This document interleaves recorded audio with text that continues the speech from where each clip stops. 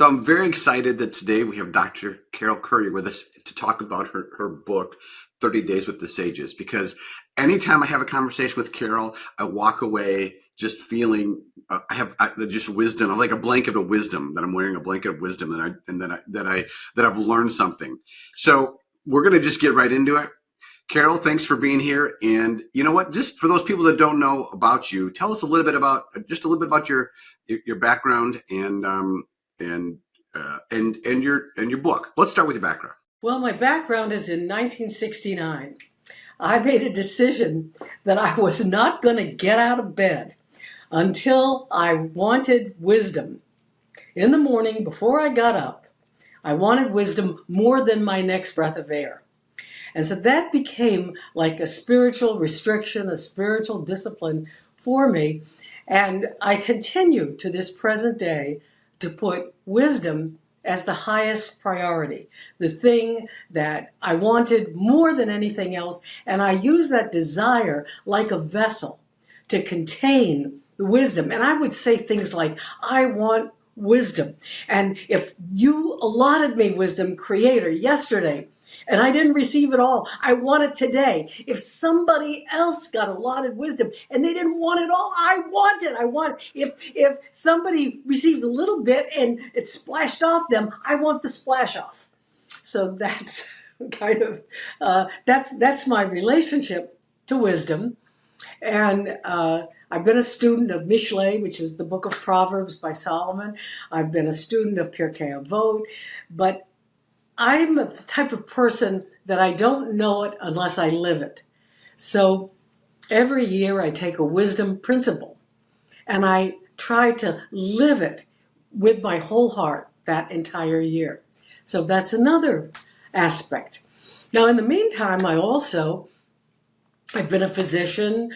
I teach in my local Hebrew school, in my synagogue. I've board specialized in certain things, and currently I'm especially active in environmental medicine, preventive medicine, and addiction medicine. So that's kind of, and I live in Virginia with two dogs, and it's I don't want to say it's fascinating to me that my two closest friends have four paws and fur, but that's the way it's worked out. A lot of people have that. You know, a lot of people, their closest friends have furs and paws, so that's fantastic. What motivated you to create the book 30 Days with the Sages? What was the impetus behind you wanting to take what you've learned and put it into a format where other people can utilize it? I thought how wonderful it would be if people spent a month, day by day, with sages they were like the celebrities, the rock stars, the most important people in their era were sages. Well, we don't live in that era anymore. I wouldn't say that our celebrities distinguish themselves as the wisest people in our day. I mean, no, everything they said, you could take it to the bank. They held one another to such a high standard. And that era was about 200 years before the Common Era, before the days of Jesus Christ, and about 300 years after. And there's a fascinating little line in the Christian Bible that said in Luke chapter 2 that Jesus went to the temple. He was about 12 years old, and he was discussing with the sages in the temple. What was he discussing? Well, he was discussing the things in Pirkei Avot. So this is a way of getting in to that little sliver of history.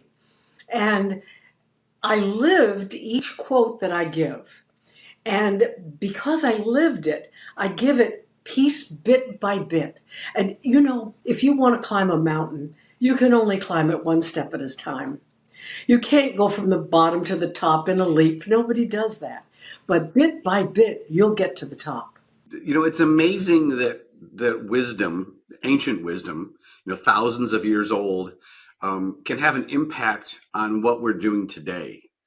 You know, we're in a society where it's instant everything. But talk a little bit about how the wisdom from that era and what you wrote about can cross barriers of time and culture and religion. What I love is that there is in the human heart a map of wisdom. In other words, there's something about the way our deepest emotions, our deepest desires, our deepest identity is constructed, that there is room for every aspect of wisdom. So it's wisdom is like an entrance into the human heart, and it enables us to develop. Now, anybody can have a gift or a talent, but not everybody will develop skill with that gift or that talent. Wisdom is a ladder which leads you to a cultivation of any gift or talent you were born with. That's interesting. When we think of wisdom, traditionally, we think of wisdom that you've gained throughout your life through experiences. And it's usually, you're talking to people who've like had a lot of experience or they've had a lot of time on this earth. How can someone who's a teen or early 20s or in their 30s benefit now? Because that's what they want. That's what we're set up to do. We're set up to have, again, instant everything. How can they benefit from starting to study wisdom or little bits of wisdom instead of just waiting to like, okay, now I'm this part of my life and I've accumulated it. I think that's a beautiful question. I think that every young person enrolls in either the School of Wisdom or the School of Hard Knocks. And I think the School of Hard Knocks has terribly high tuition. I've been enrolled in both, and I personally prefer the School of Wisdom. When, as a young person, you start to look through the glasses of wisdom, you have a different perspective on life, and you have an assistance with choices that is impeccable. For example, in Mishay, it says, don't make friends with angry people, or you're going to start to act like them, and it's going to really impair your soul. It's going to trip you up. It's going to be a problem. Well, there are a lot of angry people. We celebrate anger in our society. Oh, you've got to vent it. No, you don't. You need to restrict it, because you'll say things that will harm friendships. You'll say things that will box you in later.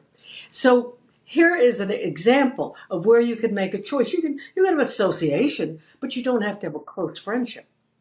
It's a way of kind of guiding you to choices that 10 years down the road will bring life instead of death. That's awesome. People always talk about the ripple effect, right? We always hear about the ripple effect or pay it forward. And so let's talk a little bit about how if you are studying wisdom, because we've both been School of Hard Knocks, and you're right, it's a heavy price, and it's not the path you want to take, but we always say, oh, I guess I wish I would have knew that before, or if I would have learned that X years ago, I would have made a different choices. But from a ripple effect, how can wisdom or a piece of wisdom, because you say you study in your book, it's laid out, one piece of wisdom every day for 30 days. How can that create a ripple effect to actually make things better for the person, their family, their community, and then, ultimately the world? It's a beautiful question, Cliff. The truth is that every time you make a wise choice, you bring life to the person that's with you and the person that's going to be with them, that's going to be with them, that's going to be with them. Wisdom is associated with life. It's associated with sustenance and abundance. It's associated with the things that people want and do not know how to get. So wisdom is like this key that unlocks a treasure chest. Now, it's not just for you, because wisdom teaches you to receive for the sake of sharing. Either a person is going to receive for the self alone, which is a very selfish, limited, short-sighted viewpoint, or you're going to receive for the sake of sharing, which is an expansive, generous viewpoint. And isn't that something too that's is becoming more difficult because we are in a consumption society, that we are, with the advent of phones, and it's everything is turned on to us. How we consuming it. What do we look like? Social media is all, there's the image of how do we present ourselves, and it you know it, I find that interesting because I find it that this is a way to maybe to halt that a little bit, or get people to go, well, let's stop thinking about how people perceive me, but how I can help people. I love this because what you're pointing at is the materialism that kind of permeates a lot of the perspective of our current society. Now, material reality is maybe 1% of reality. Spiritual reality is like 99% of reality. The truth is so much bigger than what is material in front of you. Material, a chair looks solid. The truth is there's more emptiness with just energy in the chair than there is material mass in the chair. So we're kind of getting a perspective that is more real, more truthful than the perspective of our society. And because it's bigger, because it encompasses more, because it makes room for everything we are, not just our appearance, as you said, we're so much into packaging, we forgot truth in packaging. I mean, you buy a box of Cheerios, you don't expect cornflakes inside. We're almost taught to portray ourselves as Cheerios when we're really cornflakes. By looking at wisdom's viewpoint, which is human dignity, every person has value in the perspective of wisdom. When you look at that, what you begin to see is a very different, very interconnected, very light-filled world with pieces of light at everything you see. That's, I love that. What for people, because you've been studying wisdom obviously for a long time, and you probably then attract people that have the same mindset and want to learn. You become a teacher. What are some of the benefits that you've seen for yourself or other people that have embraced this at any degree to be on a quest to gain wisdom? I think this is a profound question, Cliff, because the benefits of wisdom, of course, both Pirkei Avot and Mishay, both of these books, and in fact, wisdom in general, all of the sages associate wisdom with life, with longevity, with health, with happiness. A person who has wisdom has a happiness. We don't harm others. We respect.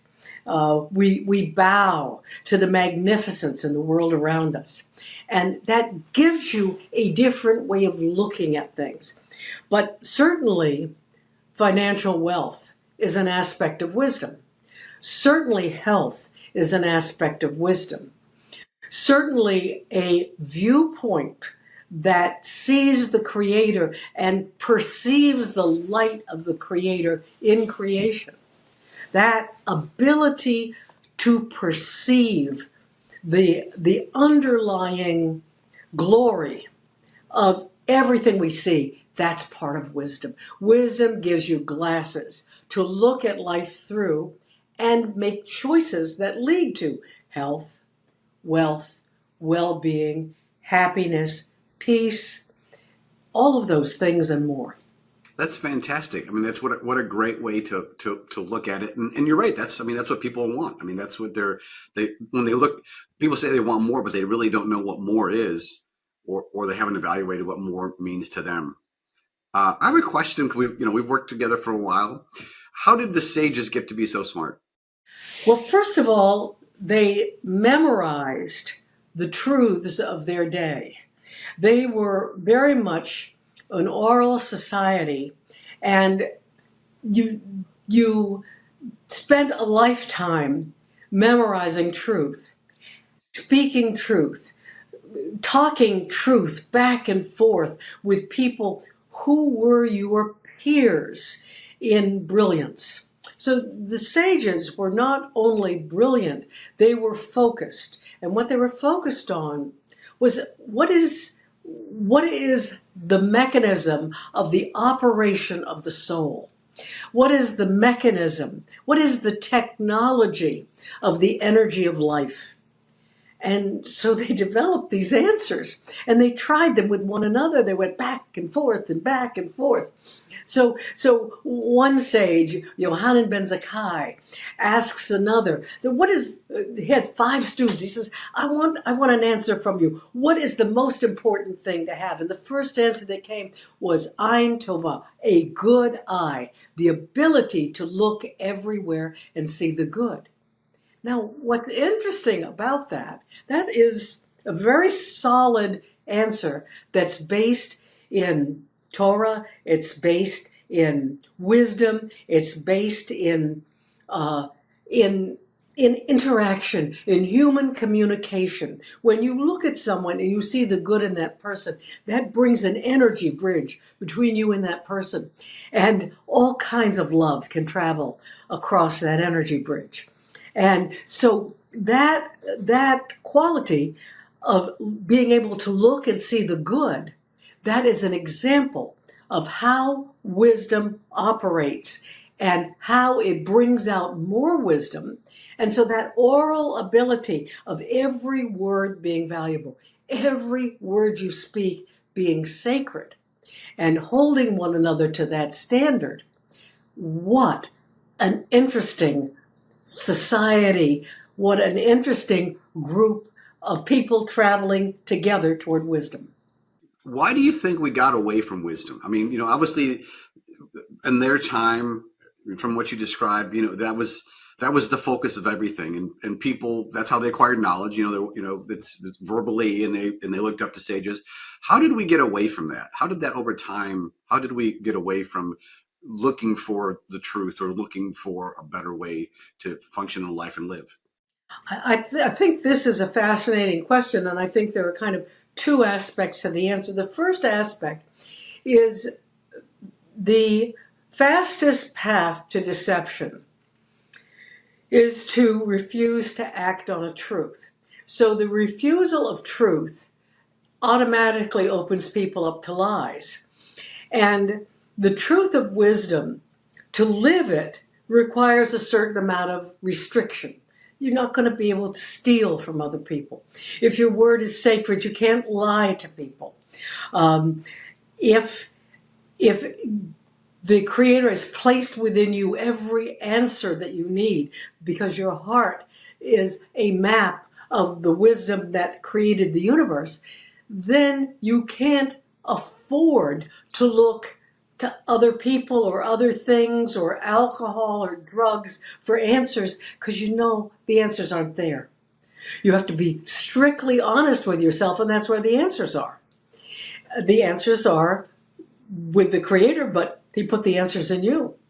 So that's one aspect of it. The refusal of truth, to live according to truth, brings a lie. And the second aspect of it is materialism brings an endless craving. Lust is not love. Lust cannot be satisfied.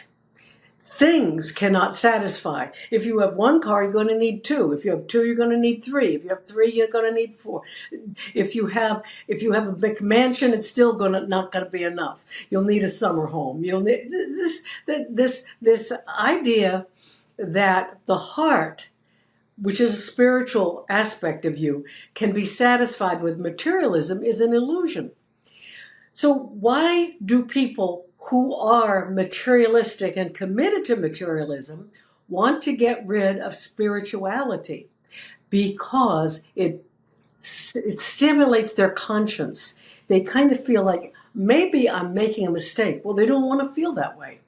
They don't want to feel uncomfortable. They want to stay in that comfort zone of half awake, mostly asleep, mesmerized by their electronics. Whatever that means for them, they resist and refuse the call of wisdom.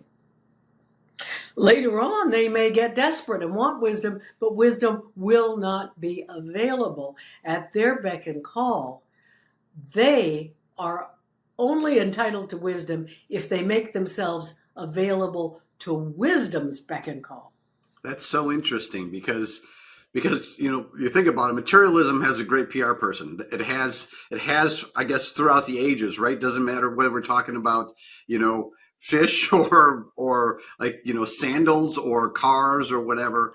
So let's pretend. Well, you're the PR person for wisdom, right? You're the PR. So what do you tell someone, or what are you going to say to people on how can we compete if, against the materialism? You spoke that a little, to that a little bit, but I want to go a little deeper into that. So because it is tough. I mean, right now it's all about consumption. It's all about the next hit, the next dopamine off of social media. I mean, it's just consumption, consumption, consumption. So how do we get their attention and say, hey, let's spend a little bit of your attention over here because you're going to get all those benefits that we talked about. But if you're a PR person for wisdom, what's the ad? What's the ad, or what's the the 30-second pitch for come take a look at wisdom? The key to the benefits of wisdom is satisfaction and happiness. And uh, years ago, at a time when John Paul Getty was the richest man in the world, and he managed his own money, a reporter asked him, "You manage your money. What's enough money for a person to be comfortable?" And the richest man in the world said, "More than I have." Meaning, the richest man in the world wasn't satisfied. He wasn't happy. He was still craving. So the idea that materialism can satisfy is an illusion. It's temporary. It's the preparation H of spirituality. Quick temporary relief. that's so true. That is so true. And I'm a big observer of what's going on in society and consume a lot. And I see that there are little pockets of people, whether they're, meditation apps or, I mean, even on social media, there's channels that bring up wisdom, right? They're little snippets of wisdom. So if someone wants to start down that path, your book is a fine example. But what would you don't want to just dump wisdom on them, right? So like anything else, if you want to go down and get some education, you don't want to too much can be a bad thing. Fire hose method isn't the best. So what are your suggestions for people if they want to start down that path? They want to get a taste of wisdom and they want to start realizing that I do want those things you mentioned, and my concentration and my focus of where I've been has not been beneficial. How do I get started? I think that there are a couple of ways to start, and I think that I think you're gonna give people this link so that they can go with me through a month, day by day, or they can take the book. But that's just one path. The simplest way to start wisdom is to start with an attribute of wisdom. An example is kindness. A person can say to themselves, today in relationships, I'm going to be kind. I'm going to establish an energy bridge of kindness between me and the cashier, between me and the driver next to me at the stoplight. I am going to be that kind person, and I'm going to plant that kindness as a seed in the universe and see what happens. That's a technology of soul. That's wonderful. Let's talk about your book, because you talk about the seeds of wisdom, and the way you structured your book. It was a piece of wisdom once a day for 30 days. So that's, I mean, what better way to put together the seeds of wisdom? How did you determine which phrases or which pieces of wisdom that went into this book? Because I'm sure there's more than 30. How did you determine which 30 you want to include in this book? I decided it on the basis of my morning meditation. I spend time every morning sitting at the feet of Lady Wisdom, if you will, sitting before the light of the Creator, and I wait. And certain things lit up for me, certain things uh, are accessible. What is accessible is what people are ready for. So I'm giving people an experience that they can easily access and try out. Because if it's true, it works. If it's wise, it will change your life that day. So I look for something that is comprehensible, accessible, and workable. Something that you can put in your mind and apply to the day you're living. That's awesome. So, it's interesting how you do that. And, I use the book because I just love the little pieces. I know how I use it on a daily basis. But do you have, you said you sit in a quiet, you sit and quiet your mind. Important do you think that is when people, whether it's trying to acquire wisdom or, just to be more in tune with what going on in the universe is to actually quiet their mind? Because you had mentioned, you quiet your mind, then you have access to things. Let's talk about that a little bit. Cliff, this is a powerful question. And there is a phrase in the Tanakh that says, if you be quiet and you be still, and you know that the Creator is God. We don't know much if we're constantly rehearsing in our minds the things we heard on the news or the things someone said to us. We don't know what we know if we're just running a little tape in our mind. It's kind of a robotic behavior, and it's not coming from the heart. When you quiet down, you can hear what the heart is saying. I love that. You mentioned something before about having some innate wisdom, right? So as a human, we have some innate wisdom, and then through the course of living and consumption and noise and everything, um, that gets blocked a little bit. Do the pieces of wisdom that you put in the book, do they, and through the methods that you talked about, through with quieting your mind, is that why some of these things are so powerful? Because it awakens something that we already know deep inside of us, and it's just a reminder or a starter or a way for us to go, oh, that's really the true me, right? That's really the true me. And if it's the true me, because if we said wisdom is truth, right? If it's true, that it should be true for somebody else. And I know I can connect to somebody on a different level than beeping my horn at them because they cut me off, or something like that. So let's talk a little bit about that. The nature of man, B'Tselem Elohim, man is made in the nature of the Creator, if you will. That wisdom is already in your heart.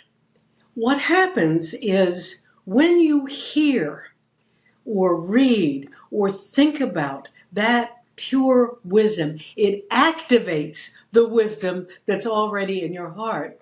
Like awakening a seed, if the heart is very good soil, then that water of the love of wisdom causes that seed to sprout within you. And so that activation of the seed of wisdom that's already in you is so powerful because it causes you to bear the fruit that you were born to bear. Very interesting. That's very interesting. I just thought of a question because you've been on a quest for wisdom for quite a long time. You said even when you were young, you was like, I want wisdom, and if you're gonna not use your wisdom, give me put it over on my plate. How does that journey evolve? How has it evolved for you? And then how would it evolve for someone else? If like, okay, you know what? I've started to read the book and I realized that this makes sense for me and I've noticed some changes in my life. Is there ever a peak of wisdom? Is it changed because the way then we operate within the world changes throughout time? So let's talk about the quest, or the journey, not the quest, but the journey of wisdom, and how that would look like for someone who's starting, and then maybe throughout their life. Wisdom is, again, something that's natural to the soul of humanity. Each person has a natural capacity for wisdom. And I think it starts with things that activate the wisdom within you or awaken the wisdom within you. And what awakens you is going to be something that catches, that resonates with you, that catches the inner ear or the inner eye. The eye that actually sees, the ear that actually hears wisdom is a gift that the Creator gives to each person, but they don't allow it to direct them. When a person makes a decision, the wisdom is a priority in their life because we don't lack time. What we are is lazy about priorities. And so when we say wisdom is a priority, then we're on the lookout for it. And I believe in lifelong learning. And I believe that the more you appreciate words of wisdom, thoughts of wisdom, the structure of wisdom, the wisdom of creation. I mean, for example, abundance is an idea of wisdom. Well, think about trees. Have you ever seen a tree with one leaf? I personally have not. I mean, the trees don't run out of leaves. There's plenty of leaves on trees because there's a lavishness about creation. And so there is a lavishness about wisdom.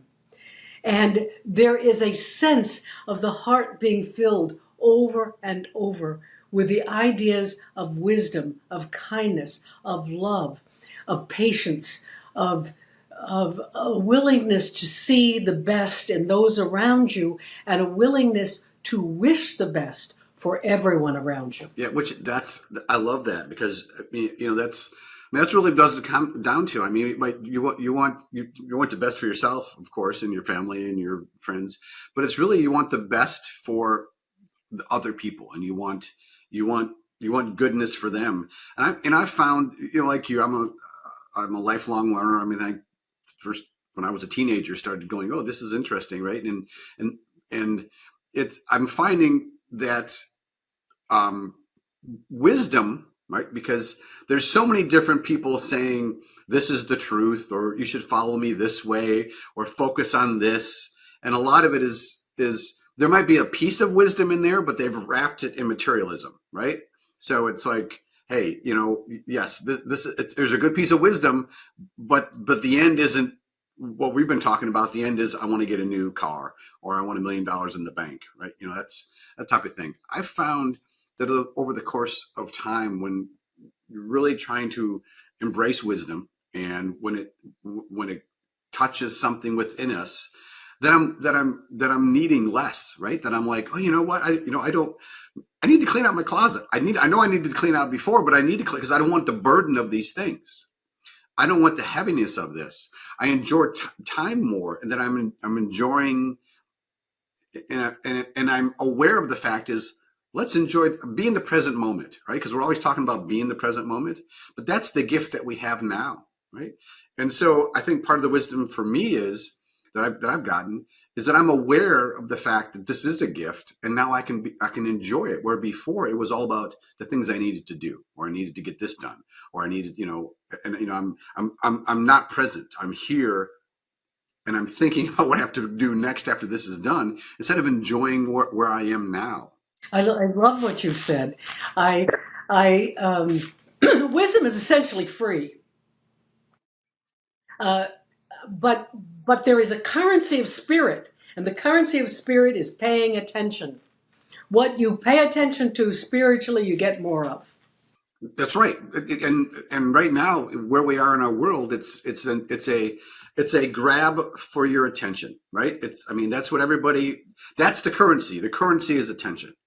Because it's what if we have your attention, we might be able to sway you to think this one way. We might be able to get you to realize, oh, but you really do need this product because the other 14 other ones you had weren't as good as this one, so you should need to have this one, or you shouldn't be satisfied with what you have. So it is so much about attention. There's an interesting quote in there's an interesting, I think it was day 20 in your book, and it was about you need I wrote it down myself. Provide thyself with a teacher. right? So so this is an avenue. People are on a quest for wisdom, but let's talk about how they shouldn't try to do this alone. That maybe they can start the quest, but this is something that that requires someone who's, I don't say mastered the principles, but has a better understanding of the principles, and they can facilitate the right questions, or help them answer questions. So let's talk a bit about that one, day 20. A teacher, a good teacher, helps you become more of your real self. And we live in an era of illusion where people are packaging themselves to look like somebody else.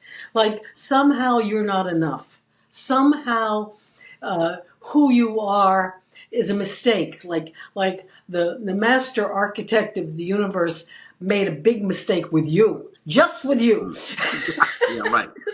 Yeah. It's crazy. It's crazy thinking, but that's an emotional reaction to not feeling approval and acceptance from the world around you. But of course, no one will accept you if you don't accept yourself. So that's a an aspect of the hypercritical age that we are part of, that we are being thrust into, where illusion is elevated above truth. And so in this illusion, we are taught that if we'll just act like someone we're not, we'll be more acceptable. Rich enough, thin enough, smart enough, clever enough, sophisticated enough, whatever it is enough of. And all of that is illusion because you are born enough. Now, in terms of learning, in terms of a teacher is that person who sees who you are meant to be, and helps you step by step in that path. Isn't that the really the truth of it is that you are enough, right? If you start from that basis, which is really hard to this day in society, from everything that you said, because like I said, I'm too young, I'm too old, I'm too short, I'm too tall, I'm too fat, I'm too thin. It's the two, right? But if you start from you are enough, and then you get reinforcement from someone, and I love what you just said about the fact is the teacher can see who you are or who you're meant to be, because I think a lot of us, you know, we think about what we want or who we want to be, but we're looking at it from our perspective. And when other people go, well, look, here are your talents, here are your skills, here's what we see, here's what's really true. So how does I think it's wonderful. If you're working with somebody, and how do you help them develop that over time? I mean, what do let's say I said, okay, Carol, I want you to help me with wisdom, and I want you to help me on my path of the purpose of why I was created. How would you work with somebody? The first thing I do, Cliff, is I look at someone to really see them. And of course, the first thing I say about you is that you are a very life filled, lively person that has a hunger. And hunger is the measure of health. A healthy baby is hungry. So your hunger for truth, your hunger for wisdom, your hunger for life and love, those are aspects of health, a healthy soul. But the other aspect of you is you have a drive to be a bridge person, to bridge between this group of people and that group of people, this situation and that. You connect things that would otherwise not be connected. And you use a whole array of gifts and talents to achieve that connection. You are a holy connector. I appreciate that. Thank you very much. I think I'm going to use that now. I'm the holy connector. Yeah, that's great. For someone who maybe is struggling a little bit, right? So, I've been certain, and who's had some difficulties, You know, it could be family, it could be mental, it could be something, but they know there should be something more. Um, you know, let's talk about whether it's you or the value of a teacher, or you know, how do they break through that initial longing? You know, because maybe they have all this longing, right? Maybe, you know. Well, yeah, this is a longing is a sign of a desire to grow. The person who has no longing or disconnection, no discontent with where they are. The longing and discontent, that desire for more, if you will.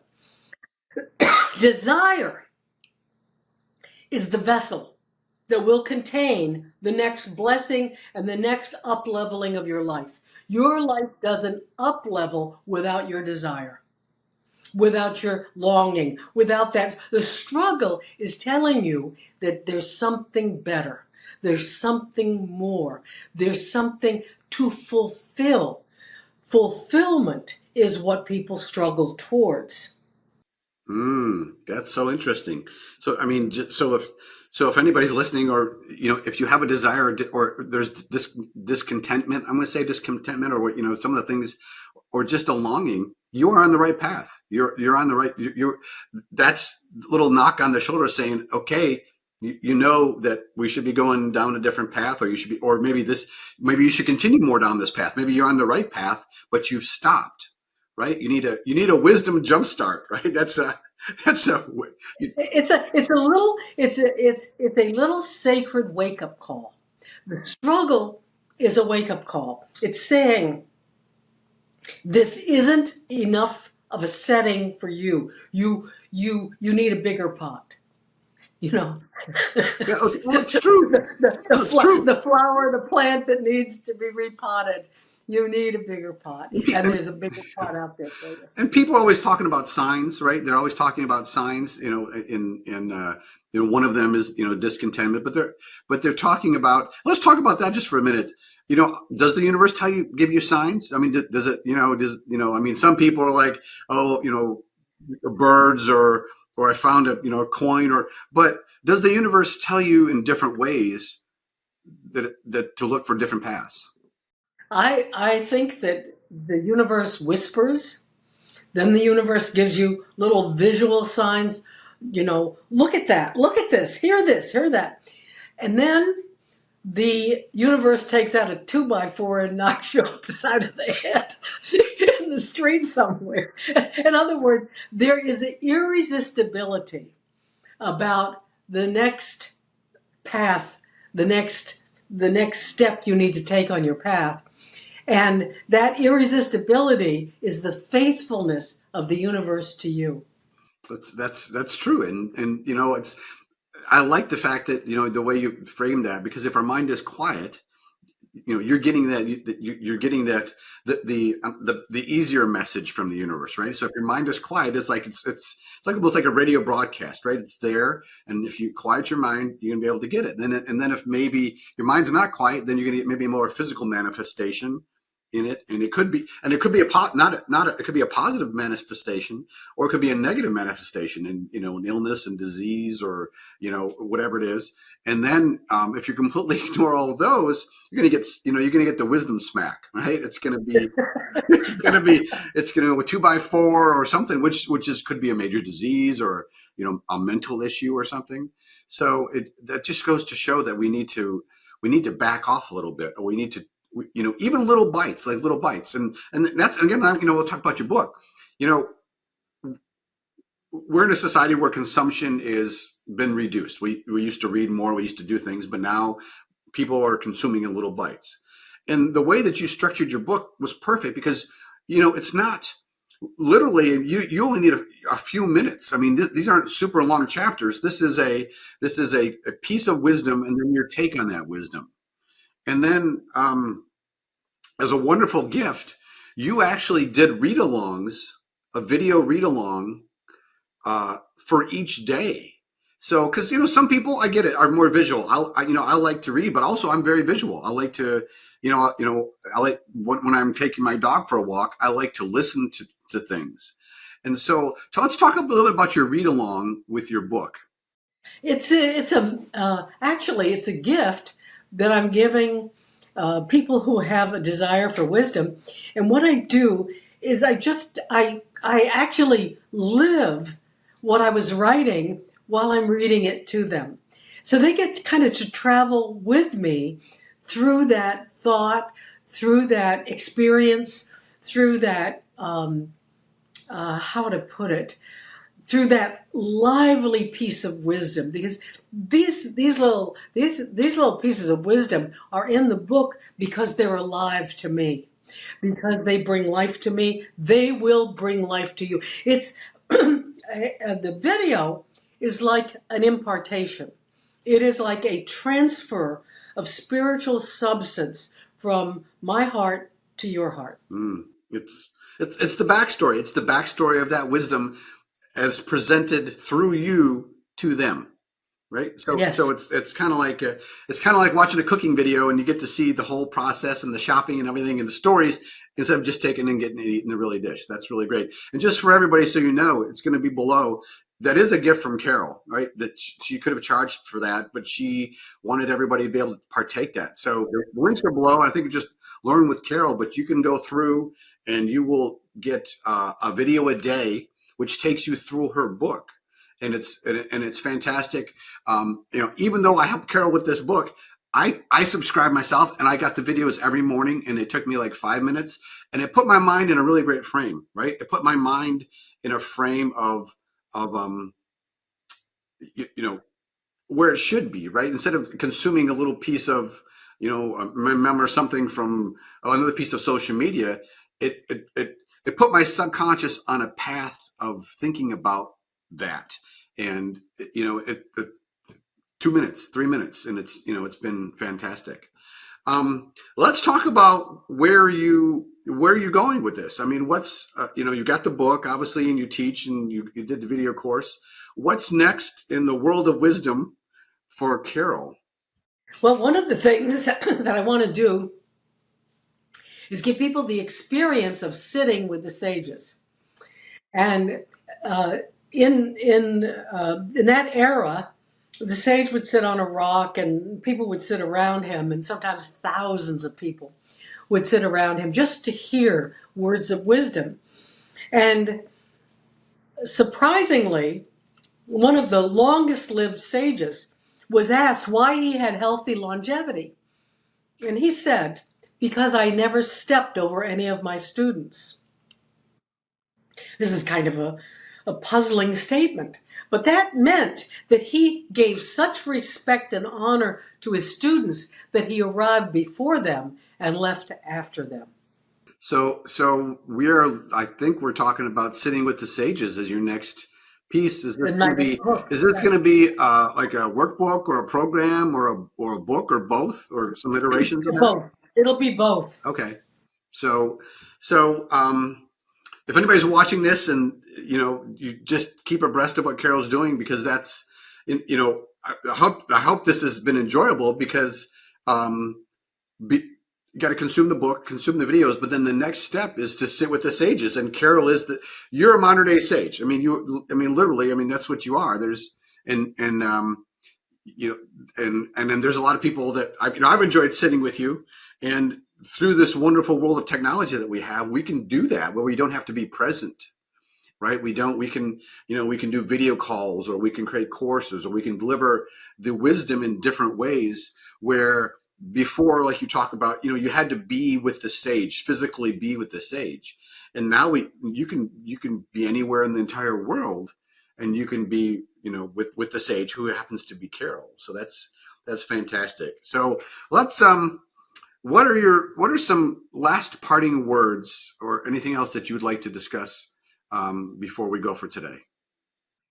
What I love is that every person can have an an increase of wisdom, an experience with wisdom, no matter where you start. Your life can be up leveled by interacting with wisdom. That's number one. So it's for everyone. Number two, if you listen this far, it means you're that person that has a hunger for wisdom. And therefore, you will be satisfied. And number three, I love that we can touch bases on something so pure and so true and journey together. What a better way to end. So, Carol, it's been truly enjoyable, and as always, anytime we talk, I feel I have I'm going to spend the rest of my day with my wisdom blanket on. So thank you, and then again, anybody who's viewing this, you can get Carol's book, you can get her for free, you can get her read along course, and then Sitting with the Sages will be coming soon, or depending when you're viewing it, might be available now. Thanks again, Carol. Thank you. Thank you, Cliff.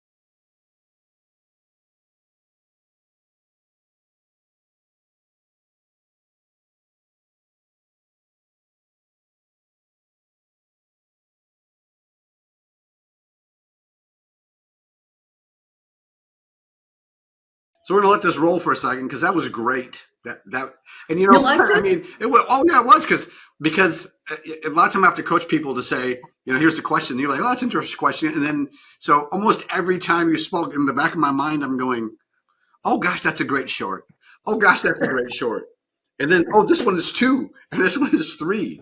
So no, I hope you enjoyed that. I hope I had so much yeah, fun. and you know what, You and I just, yeah. we just really interact easily, and you bring out these thoughts that are so much fun. You just bring it out, and then it just evolves. We kind of evolve together, and I really enjoy that. No, no, I do it too. I think it's wonderful. And I know we talked about doing one of these. I'm going to just do another one down the road. We're going to get all these cut up because there's more that we can do. So I'm gonna do some research and some stuff too about people what questions they have. Right. So we might just do like a hey, it's Wisdom Wednesday with Carol or something. And here are questions. So it might be. So we're going to do another one. Just so you know, I've enjoyed this so much. We're going to just do another one and find ways to do it because. I'll do some, like I said, YouTube is a search engine essentially. And so uh, I'll plug in there and find out what are questions people are asking and are searching for. And then, we'll just address those, which will be great, make great for, great videos and great PR. Can I ask you one more thing? Sure. I'm trying to start accumulate some video testimonials. So can you, if you don't mind, just give me like a short little, how's it been working with me? What's been the benefits? Um, Yeah. yeah, Right now, yeah, just I think the most important thing that I've experienced working with you, Cliff, is that you enable me to do what I do best and you do the rest. I love the success that comes by being able to focus on what I'm really good at and having a friend hand in hand, heart to heart, who does the things that I don't want to do and I'm not particularly good at. Thank you for that. I think you just got my new. I think I just knew my new copy, right? You know, I do. You do what you do best, and I do the rest. I think that's you. You know, not only are a sage, but that was a great marketing piece. So thank you Yeah, for that. that's a solid tagline Did for you it. did you hear that too? Did you? You Like, oh know, my gosh. let me tell you something. Carol is like weirdly magical at this marketing thing. She's like, yeah, that's not really my thing. I'm like, yeah, but she says all the things. So like, if you just set her up, Yes. she just does the rest. And like you're saying, I'm like, oh, yeah. Oh, and I can take that out. Oh, and that. And Right. then like, I saw this whole video sequence for like, the like I saw her with like the thing like whispering like whisper whisper, right? And then I Yes. saw like things getting thrown, and then I saw another thing where like a 2x4 comes, and I'm like, oh my god, there's like a whole little comic strip with like a video scene, like, and she puts it all there. You just Yes. literally have to sit her Right. down and talk, and she talks, and all this stuff comes out, and I'm like, oh, this is gold. This is gold. So yeah, it's a lot of fun to play with it like that. Yes. So I'm over here Yes. on the backside going, oh, he's probably going to use that, I and know. he's I going know. to use I that. I'm know like, you. oh, he Yes. nailed Yes. that. I was Yeah. like, oh. Yeah, totally. I mean, it's just one of those, and you know, and I'm having visuals because I consume that to see what people are consuming, and I see like there's swamis out there or other people that are, you know, because people are in search for knowledge, and that's how they get their knowledge bites. And so visually, when you're talking, I have in my mind like, oh, this is, you know, shoot, there's a short, you know, there's Carol. People are like, oh wow, that's really great. Oh, that, you know, it's like, there's a lady, I can't think of her name right now, but she's a naturopath. She's been, I can't think of her name, but she provides wisdom for herbs and plants and all that stuff that we have forgotten and what it's good for. And it's one of those, it's an immediate draw, right? It's like, oh, I just need more of this. You know, it's like a wisdom drug, right? It's like a wisdom drug, and that's so. This has been great. The process it's gonna take a little bit of time, but we're gonna go through and we're gonna get, I'll have to work with you to get your YouTube channel set up and that type of thing. But no, I enjoyed this thoroughly. We're gonna do more, and I don't just thank you and enjoy your This was weekend and fun. Thanksgiving. This was fun, Cliff. Didn't we have a good time? Oh yeah, totally. I'm all jacked up now. I gotta. It's like, okay, what else can I do today? I think we're all jacked up. I'm like, yeah. Yeah. Carol's Well, like, you know what? yeah. Because we knew this is how for right now where we are in the time. This is how information and is consumed and how you get out, right? And then there's if you have pieces like this, and then you go to say, I want to be on a podcast or I want to go do this stuff, and they look at different clips, they're gonna like, oh yeah, I totally, because it's a different subject than a lot of what's out there now. So this is just a basis for a lot of more of what to come. Not through me, but through other people's podcasts and video shows, and the seeds for the course and how they're great. So, all right. So thank you, and if you have any questions, let me know. I will. I'll be in touch. Have a great Thanksgiving, and then when I'll probably give you a couple little clips just in advance, just to say, hey, look how great this is going to be. Thanks. All right. Thanks, Cliff. Take care. All right. Bye, Bye Cliff. bye.